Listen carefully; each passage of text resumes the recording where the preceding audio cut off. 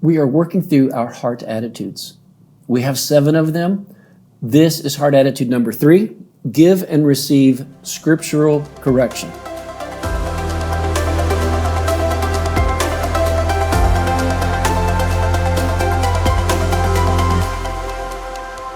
A couple of key verses. Both of them are out of the book of Hebrews. Hebrews 3:12 and 13 say, "Be careful then, dear brothers and sisters. Make sure that your own hearts are not evil and unbelieving, turning you away from the living God.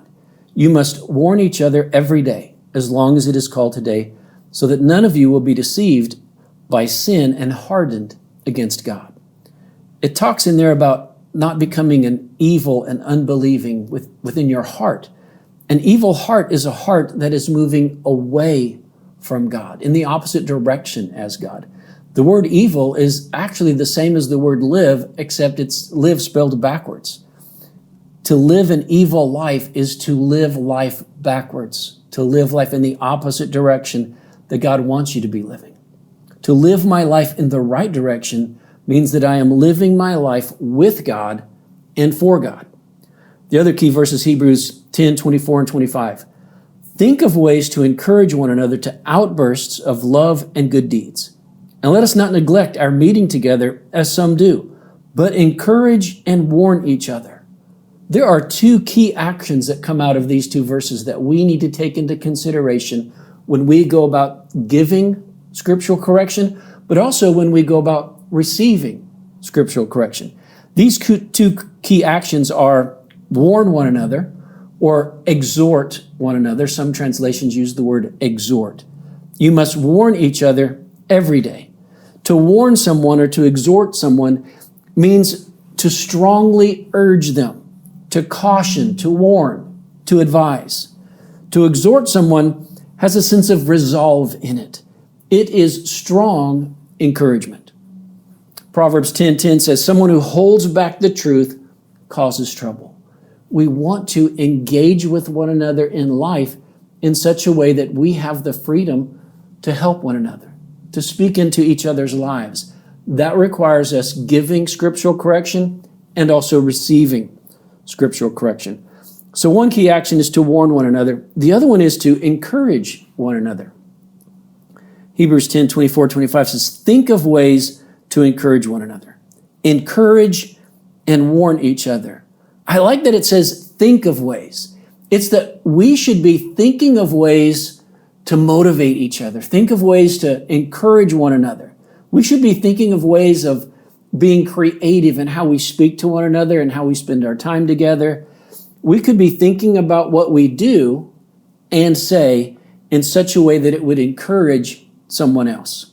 Think of ways to motivate each other and then do it.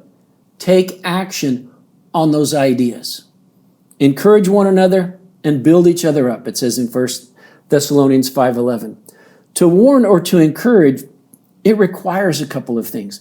It requires that I develop the kind of connectedness, that I develop the kind of friendships where I am willing to and welcome to say things that need to be said. I'm willing to say those things, but I'm also welcomed by the other party to say those things. That's what we need in each other's lives. We need to be heard by each other.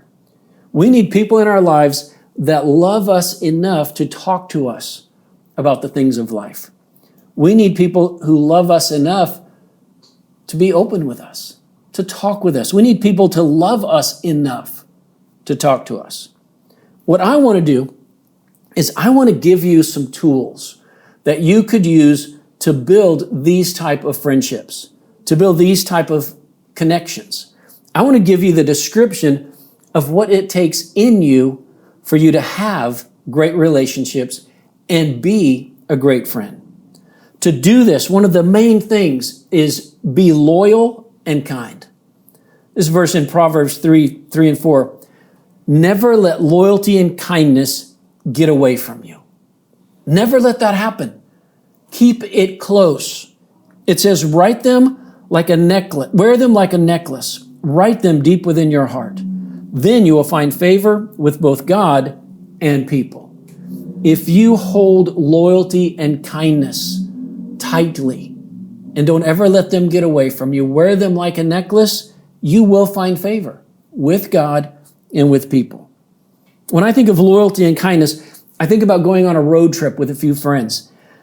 If I'm going to go on a road trip, I want to go on in a dependable car. If the car's not dependable, we could end up broken down on the side of the road, and our time then is not as valuable or as enjoyable as it could be. Our relationships are like that car. We need our relationships to be dependable. For a relationship to be dependable, it needs loyalty and kindness. Loyalty, when you think back to the car, loyalty is the gasoline in the engine that gives it the power to move forward. Kindness is the oil in the engine that takes the friction out and allows life to run smoothly, to allows your relationships to run smoothly. Loyalty and kindness are what make relationships work the best. Loyalty and kindness are what makes life run smoothly, enjoyably. Second thing is, I need to be honest. Proverbs 27:5 says, an open rebuke is better than hidden love. I need to be open. And if I have something that needs to be said, I need to say it. There is great value in honesty. It is better to have someone who will be honest with you than someone who says they love you, but they're not being honest and they're not saying what needs to be said. We need to be careful in the midst of our honesty, because there are a couple of different kinds of honesty. So under the banner of honesty, some people, in an effort to be helpful, they're actually hurtful. And we need to be careful of not going there. Some people are insensitively honest. They say everything they think, and they think they're doing something good because they're saying, oh, I'm just being honest with you. It's actually okay to keep your mouth shut sometimes. It's actually okay to not say everything you think, but to say it with prudence, to say it with caution, to say it with wisdom. You don't have to say, and you don't need to say everything that you think or feel. You need to say things at the right time, at the right place, and in the right way. Some people are also cruelly honest. They use honesty like a club. It's like a weapon that they use to hurt people. They use it to tear people down rather than build people up. I'm talking about having the right kind of honesty that you use at the right moment so that it can help the other person, so that it can build the other person up, so that it encourages them, so that it helps to change their life. That's God's kind of honesty. That's how God relates to us. God gives us what we need when we need it. A third thing is, I need to be humble. In the midst of this, I really need to be humble and not arrogant, not prideful. 1 Peter 5:5 says, clothe yourselves, all of you, with humility toward one another. For God opposes the proud, but gives grace to the humble. And when you get up in the morning, you decide what you're going to wear. You go to your closet and you think about what you're going to do today, and you wear clothing accordingly. If I'm going to go for a hike, I put on clothes accordingly. If I'm going to go for a job interview, I put on the clothes that are going to be the best for that job interview. If I'm going to go to the gym, I put on clothes that I want to work out in.